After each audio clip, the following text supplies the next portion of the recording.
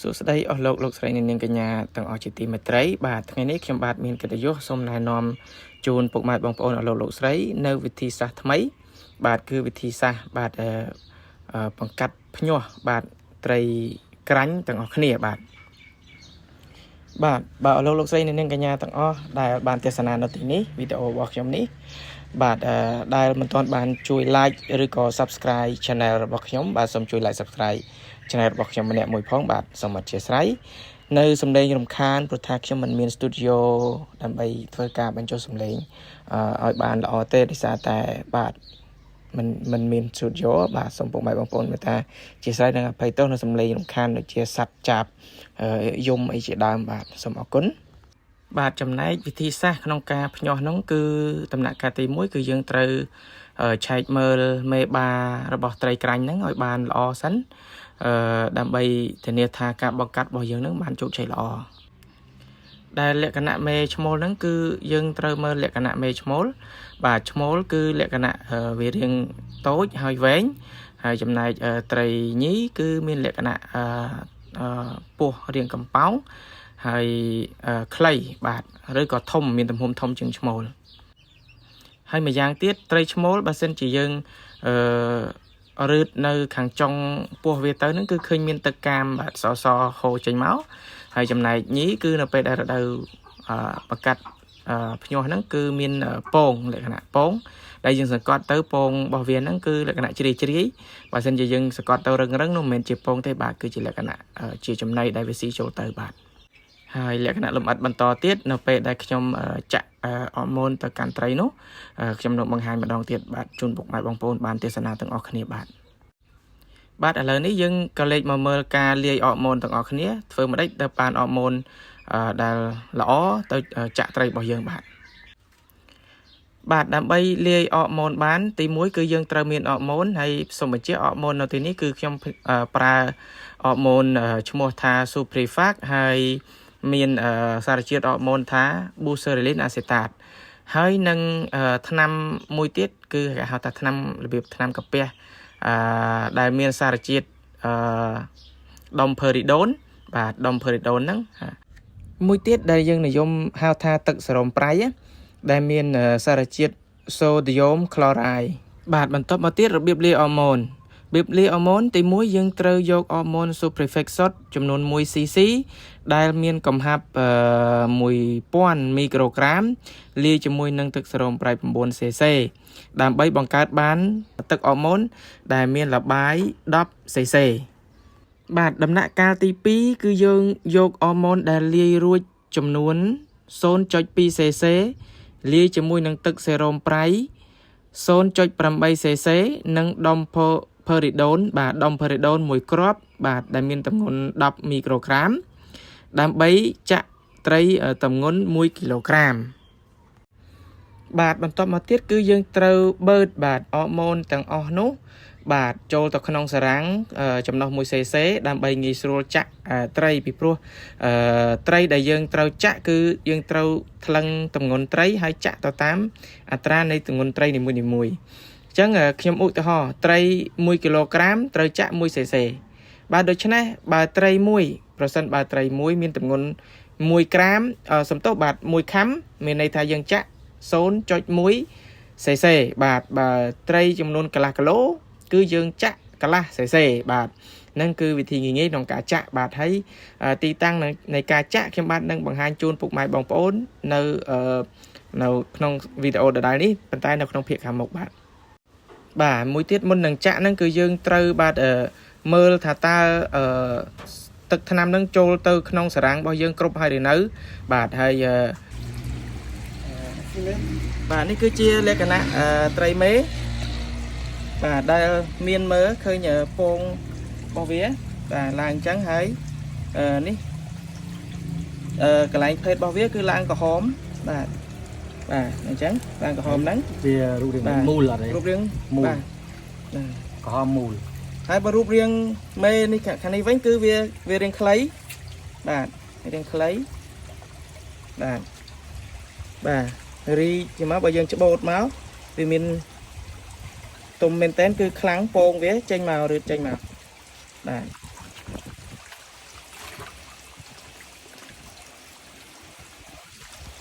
នេះលក្ខណៈឈ្មោលវារាងវែងដងខ្លួនវាវែងទូចវែងជាងមេហើយបើយើងរដូវញាស់កាប់វាមានស្ពឺមវាហូរចេញមកសនេះបាទនេះគឺជាទឹកស្ពឺមមេជីវិតរបស់វាបាទឃើញហូរចេញមកបាទហ្នឹងគឺវារោគមេខ្លាំងមែនតើបាទអញ្ចឹង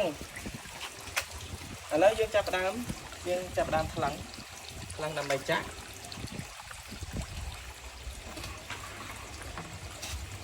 អញ្ចឹងយើងថ្លឹង100អូខេអញ្ចឹងអានេះទម្ងន់មួយ100 ក្រាមអញ្ចឹងបើត្រីទម្ងន់100 ក្រាមយើងបាទយើងចាក់ 0.1 cc អញ្ចឹងយើងចាក់មកលេខ1 cc ឥឡូវលោកគ្រូជួយទប់កតុយវាពេលវាបោកមកហើយកន្លែងបាទទប់ចឹងកុំឲ្យវារៀនមកនេះអាចប្រើតាមអីក៏បានហើយយើងចាក់របៀបយើងចាក់នៅសាច់ដុំវានេះក៏បានចាក់នៅនឹងព្រុយកន្លែងពោះវានេះក៏បានចាក់នៅត្រចៀកក៏បានបាទអញ្ចឹងឥឡូវខ្ញុំចាក់នៅសាច់ដុំរបស់វាបាទសាច់ដុំហើយយើងផ្ដេកមកជុលនេះចូលហ្នឹងបាទមកជុលផ្ដេក30 ដឺក្រេហើយចាក់ចូលប្រហែលជា2 ទៅ 3 មីលីម៉ែត្រហើយយើងចាក់ថ្នាំចូលបាទគឺបាទប៉ុណ្ណឹងបាទចាក់ហើយយើងប្រឡែងចូលទៅក្នុងនេះរបស់យើងកន្លែងត្រៀមបង្កាត់របស់យើងបាទហើយយើងចាក់ដងឲ្យគ្នាយើងមើលបាទចាក់នៅព្រុយត្រចៀកបាទព្រុយត្រចៀកចាក់ចឹងមកប៉ុន្តែកុំឲ្យប៉ះឆ្អឹងតែប៉ះឆ្អឹងបាញ់ទឹកអរម៉ូនអត់ចូលទេបាទមួយអូខេ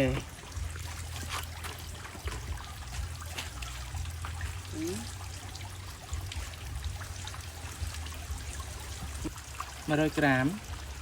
អូខេអញ្ចឹងដោយសារដុំផេរីដូនវាជាម្សៅអញ្ចឹងយើងគោះវាម្ដងទៀតដើម្បីឲ្យវាលាយរបាយហ្នឹងឲ្យបានល្អអូខេអញ្ចឹងអានេះមួយខាំយើងចាក់ 0.1 អូខេសាច់ដុំចុះ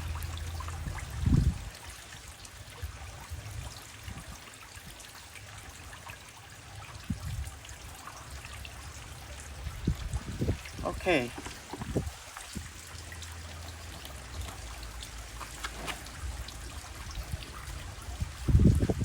110 ក្រាមអូខេយើងចាក់អាចនេះបាន110យើងចាក់បានយើងអត់អីទេខុសគ្នាតិចតួចយើងអាចចាក់101 cc អី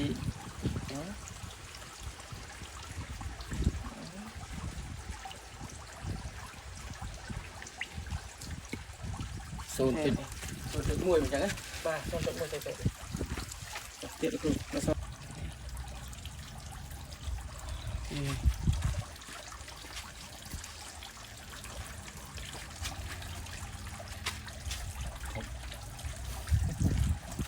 បូនឲ្យវាសូនទៅណា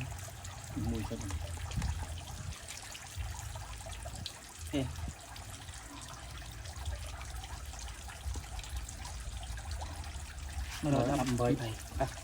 118ជាងណាសេសេ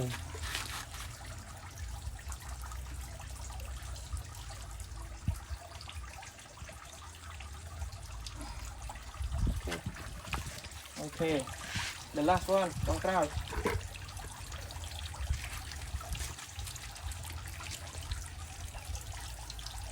64អូខេយ៉ាងណាក៏ត្រូវតែអស់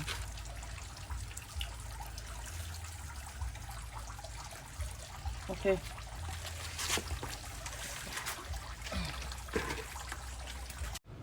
បាទបន្តមកទៀតយើងរៀបចំអុកស៊ីហ្សែនរៀបចំតំណក់ទឹក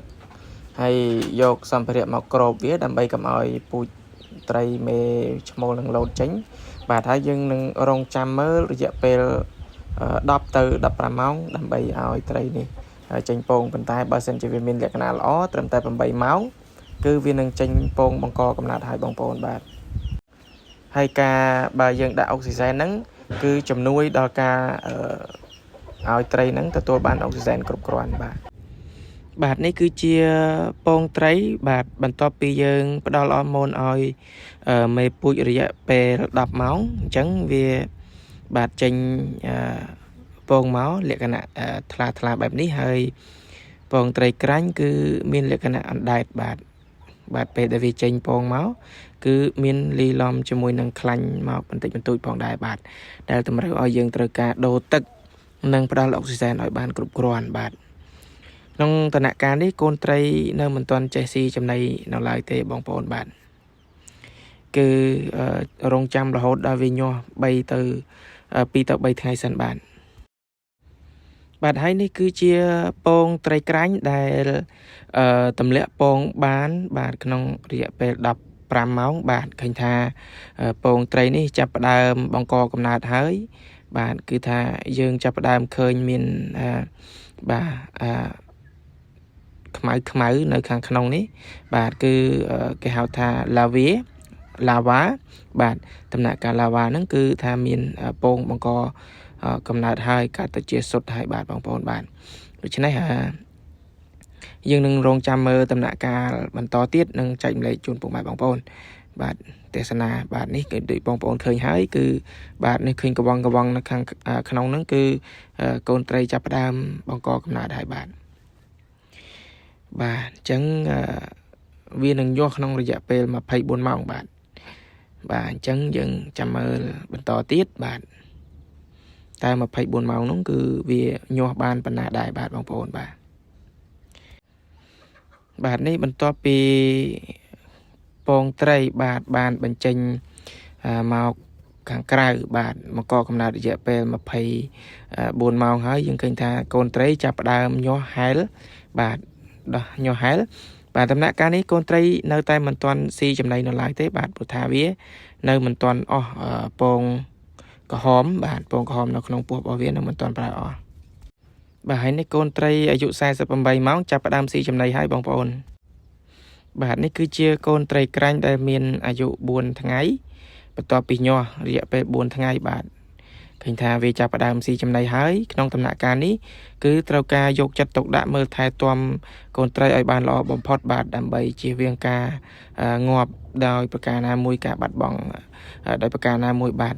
អញ្ចឹងវីដេអូរបស់យើងបានចូលដល់ទីបញ្ចប់ហើយបាទដូច្នេះសូមគោរពអរគុណនិងជម្រាបលា